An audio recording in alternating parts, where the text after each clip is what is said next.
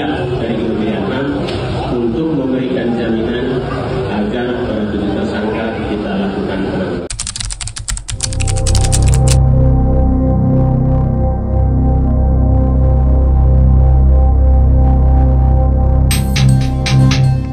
Di negeri yang konon menjunjung tinggi hukum, di bumi Pancasila yang katanya beradab, hari ini kita menyaksikan sebuah lelucon, sebuah tontonan yang membuat kita bertanya, apakah akal sehat telah minggat dari gedung-gedung pemerintahan?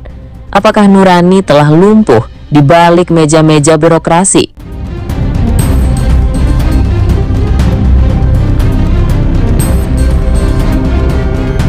Kita bicara tentang sebuah peristiwa memalukan di Sukabumi. Sebuah villa pribadi yang digunakan untuk retreat yang seharusnya menjadi tempat damai diserbu, dirusak, dihantam amuk massa.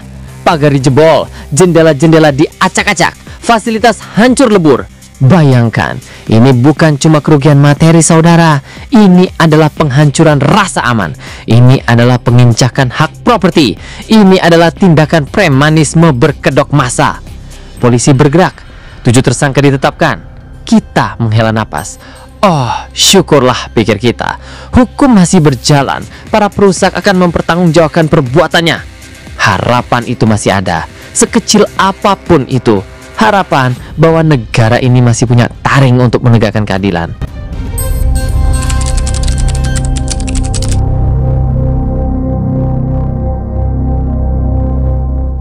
Tapi kemudian muncullah badut-badut baru di panggung sandiwara hukum kita. Mereka bukan dari komedi putar, saudara. Mereka dari sebuah institusi yang namanya megah, Kementerian Hukum dan HAM, Kemenham, konon penjaga HAM, penjaga hukum. Dan apa yang mereka lakukan? Mereka dengan wajah tanpa dosa mengumumkan diri siap menjadi penjamin bagi 7 tersangka perusakan itu. Penjamin, Anda tidak salah dengar, PENJAMIN,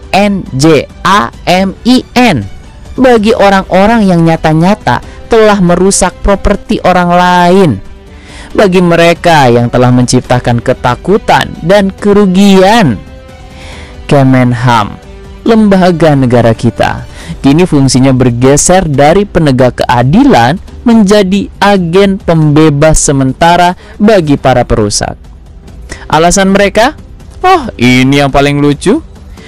Kata mereka, insiden ini hanya karena miskomunikasi dan salah persepsi. Wahai para pejabat Kemenham yang mulia, sejak kapan merusak pagar, menghancurkan kendaraan itu masuk kategori miskomunikasi? Apakah Anda pikir ketika tangan seseorang menghantam properti orang lain, itu hanya sekedar kesalahan dalam memahami instruksi? Apakah Palu yang merobohkan tembok itu hanya kesalahpahaman dalam interpretasi desain? Ini bukan miskomunikasi, Pak. Ini adalah tindak pidana perusakan. Ini adalah anarkisme berkedok massa. Ini adalah kekerasan. Apakah besok jika rumah saya dirusak, mobil saya dibakar, Kemenham akan datang dengan wajah prihatin dan berkata, "Oh, Pak, ini cuma miskomunikasi tetangga Bapak dengan kompor gas"? Ini adalah penghinaan terhadap akal sehat rakyat. Ini adalah pembenaran terhadap premanisme halus. Jika Kemenham saja bisa dengan entengnya menjamin para perusak dengan alasan konyol itu, lalu apa gunanya lagi hukum di negeri ini? Apa gunanya polisi menangkap jika ujung-ujungnya lembaga negara sendiri yang menjadi kakak asuh bagi para pelaku? Apakah ini pertanda bahwa di masa depan setiap tindakan perusakan, setiap anarkisme akan mendapat legitimasi terselubung dari pemerintah? Akan ada kartu bebas penahanan dari Kemenham? Kalian adalah Kementerian Hukum dan Hak Asasi Manusia. Tugas kalian adalah melindungi hak asasi manusia, termasuk hak korban untuk mendapatkan keadilan, bukan malah menjadi pelindung bagi mereka yang merampas hak orang lain. Apakah kalian sekarang Menteri Hukum untuk para penjahat dan Menteri HAM untuk pelanggar HAM? Sungguh ini memuakkan.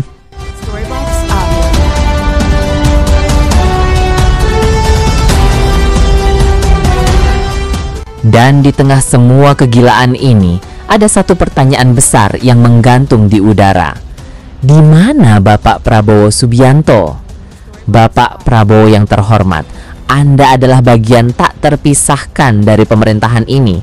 Anda adalah figur kunci yang selalu menggembar-gemborkan tentang ketegasan, tentang kedaulatan hukum, tentang keamanan rakyat. Lalu mengapa sekarang Anda bungkam 1000 bahasa? Ketika sebuah kementerian di bawah naungan pemerintahan Anda melakukan blunder fatal, mengeluarkan statement yang menyakiti hati rakyat, yang melukai rasa keadilan dan mengikis kepercayaan pada negara, mengapa Anda seolah tak bersuara? Apakah Anda setuju dengan kebijakan Kemenham ini, Bapak? Apakah ini yang Anda maksud dengan Indonesia maju, di mana perusak mendapatkan fasilitas penjaminan dari negara? Apakah diam Anda ini adalah bentuk restu, bentuk persetujuan? Atau jangan-jangan Anda terlalu sibuk dengan urusan lain sehingga tak sempat melihat ada borok busuk di tubuh pemerintahan yang Anda dukung? Rakyat memilih Anda dengan harapan akan ada pemimpin yang tegas, yang berani bertindak ketika ada yang tidak beres, bukan pemimpin yang memilih diam, membiarkan kebodohan merajalela atas nama koordinasi atau kebijakan. Kita butuh ketegasan, Bapak, bukan kerudungan bungkam yang menyesakkan. Atau jangan-jangan janji-janji ketegasan itu hanya berlaku untuk rakyat kecil, bukan untuk para pejabat yang kelakuannya sudah mulai ngelunjak.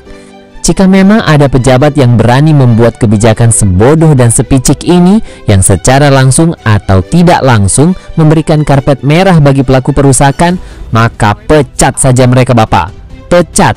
Bahkan bajingan sekalipun, jika merusak marwah negara dan keadilan, tidak layak berada di kursi kekuasaan. Rakyat muak dengan pejabat yang tidak punya nurani. Rakyat muak dengan birokrasi yang bermain-main dengan keadilan.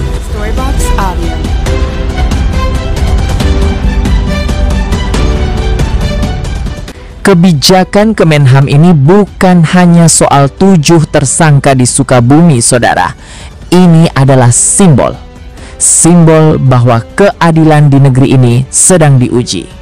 Simbol bahwa kepercayaan rakyat pada pemerintahnya sedang digerogoti. Jika perusakan saja bisa digaransi oleh negara, lalu bagaimana dengan kejahatan yang lebih besar? Apakah ini akan menjadi presiden buruk?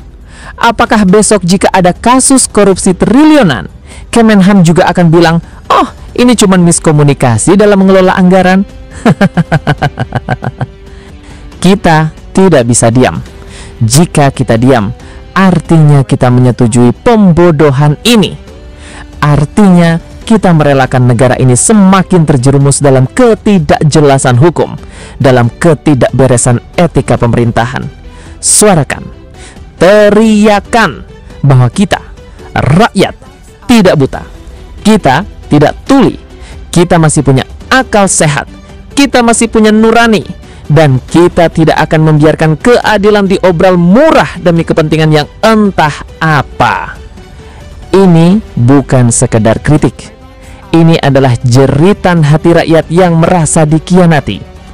Ini adalah alarm bahaya bagi siapapun yang duduk di kursi kekuasaan. Ingat, kekuasaan itu titipan, jabatan itu amanah. Dan jika amanah itu dikhianati, jika titipan itu disalahgunakan untuk melindungi pelaku kejahatan, maka rakyat akan mencatat, rakyat tidak akan lupa.